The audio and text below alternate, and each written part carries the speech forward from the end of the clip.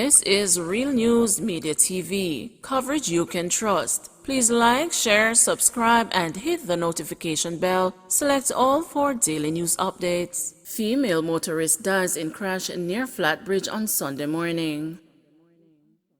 A female motorist died after a motor vehicle in which she was traveling crashed close to Flat Bridge in St. Catherine on Sunday morning. The full details into the crash are not yet available, but reports are that the driver was traveling in the Bog Walk Gorge and on approaching the bridge lost control of the vehicle, which ran off the road into the Rio Cobre. The female, who remains unidentified, reportedly died as a result of the incident, sources indicated. More details to follow on the incident. Man burned to death and another shot dead in early morning attack in Granville. A senior sentencing is among two men who were killed after gunmen went on a shooting spree and torched three houses in Granville, St. James early this morning. One of the men was reportedly burnt to death while the other was shot and killed.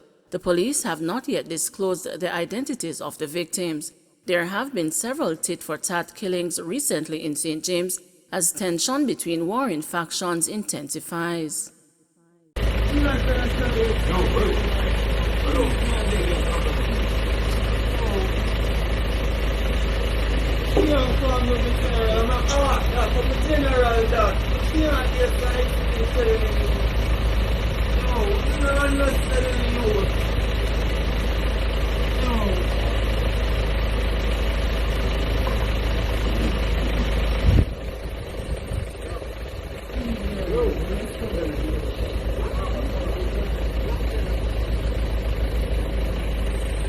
Boat carrying 200 pounds of ganja catches fire at sea.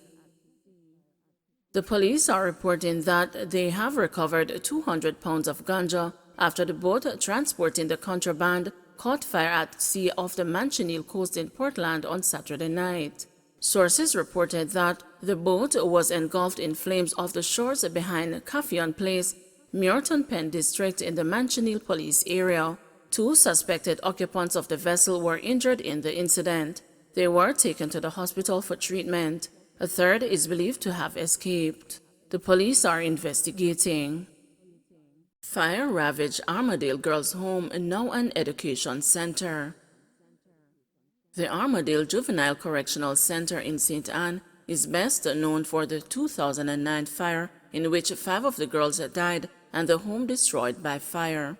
But on Wednesday, Minister of State in the Ministry of Labor and Social Security, Xavier Mean, informed the House of Representatives that the St. Anne premises is now the home of Alexandria College of Continuing Education, located in his Southwest St. Anne constituency. I am also proud that 180 trainees will graduate from the Alexandria College of Continuing Education this November in various skill disciplines to support our local job market. Main, who is in his second term as MP for the constituency, told the House of Representatives on Tuesday. Main reminded the House that Alexandria College is the former Armadale Girls' Home, which was destroyed by fire some 12 years ago. Madam Speaker, we are able to rehabilitate this facility with the support of the Ministry of Education, and it now serves as a campus for learning and training for youth within the constituency, he explained, noting that continued support for the institution has come from HEART, NSTA, but there is still need for additional support. After the fire, then Prime Minister Bruce Golding ordered Armadale closed and an investigation into what caused the fire at the all-female institution launched. The 45 survivors aged 13 to 16 were temporarily housed at the Stony Hill Heart Academy in St. Andrew and the Horizon Remand Center in West Kingston until they were all moved into the Diamond Crest Villa in Alligator Pond, Manchester. Main said that the education sector in southwest St. Anne has been hard hit by the current pandemic and, like most schools in the deep remote areas, lack broadband access and are dependent on printing the content of lessons and delivering it to the homes of students. However, Main said that in some places where there is access, there is also a lack of devices and that in many households, children have to share in order to obtain lessons. Despite this, Minister Williams must be encouraged by the output and dedication of our teachers there, who journey miles to ensure that children are participating. Our teachers continue to sacrifice to ensure maximum inclusion of our students, and for this we owe them a debt of gratitude, he told the House. He said that he was thankful to Williams that a commitment he made in 2016 with the upgrade of the Abubakar Institute at the Abubakar High School. This September, the first cohort of students has been placed there, making it the second high school in the constituency. This will reduce the travel distance of many students who journey several miles, sometimes across parishes, to access secondary education, he said. He noted that it will also reduce the overcrowding that has accumulated at the Aboknot Gallimore High School. Main also pointed out that the education sector is now umbilically linked to the ICT sector, and the constituency is eagerly anticipating the rollout of the national broadband by Minister Darrell Vaz. He said that places that will benefit include Battersea, which borders with Norwood, Grants Bailey, Linton Park, Hessen Castle, Douglas Castle, Grants Mountain, Mackenzie, and Abukar Woods, where not even cellular phones can pick up the Wi-Fi. It cannot be overemphasized the immediacy of this need. We are thankful for the tablets provided by the Universal Service Fund and for the commitments given for community access points. We know the need is tremendous, but we are thankful that effort is being made to resolve this particular inequality, Main said. $250 million in illegal assets confiscated in a year, says FID. Nearly $250 million in assets suspected to have been acquired through criminal activities were restrained by the Jamaica courts over a 13-month period that ended in May this year, official figures have revealed. These assets include 6 houses, one valued at $70 million, 3 apartments, one valued at $30 million, 29 cars including 3 Mercedes-Benz and 2 BMWs, and cash lodged at several financial institutions, according to data released by the Financial Investigations Division. The FID is empowered under the Proceeds of Crime Act to use the Assets Recovery Agency to apply to the Supreme Court for an order to restrain assets traced to individuals suspected of being involved in criminal activities and later seek to have them forfeited to the state.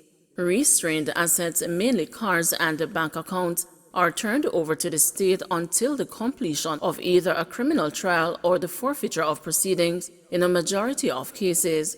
3 of the houses listed under the name of a Jamaican man were restrained by the Supreme Court on May 17 this year, the FID disclosed. According to Jamaican law enforcement sources, he was convicted and sentenced to 15 years in prison in the United States for what officials there have described as one of the largest drug shipments in the state of New York. But state property records show that the houses are registered in the name of a woman based in central Jamaica. One of the houses, located in Upper St. Andrew and valued at $35 million, was transferred to her in 2014, according to the certificate of title deposited at the title's office.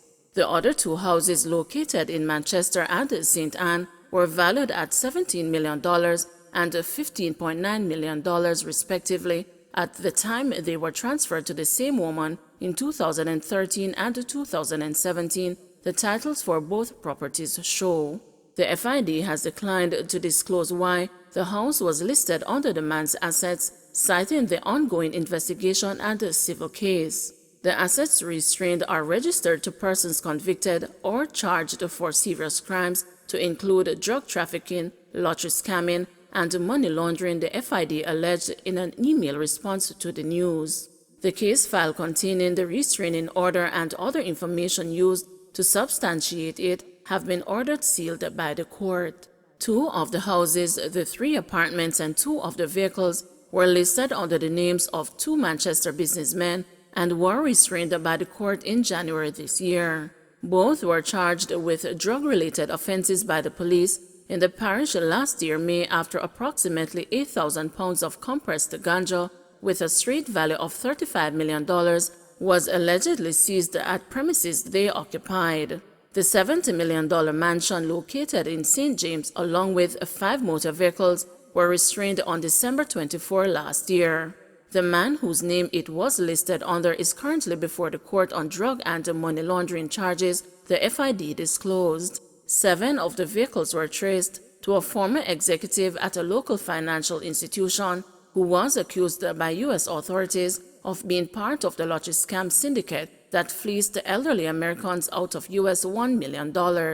Restraining $250 million in assets over a one-year period is a good start, says respected academic professor Anthony Clayton, but it is only a tiny fraction of the sums believed to be proceeds of corruption, added Clayton, explaining that crime is the most common form of corruption. Jamaica's gross domestic product is US $14.6 billion, so the cost of corruption could add up to about US $730 million annually, said the professor, using the 5% benchmark suggested by the World Economic Forum as the cost of corruption. Don't forget to like, share, subscribe, and hit the notification bell. Select all for daily news updates.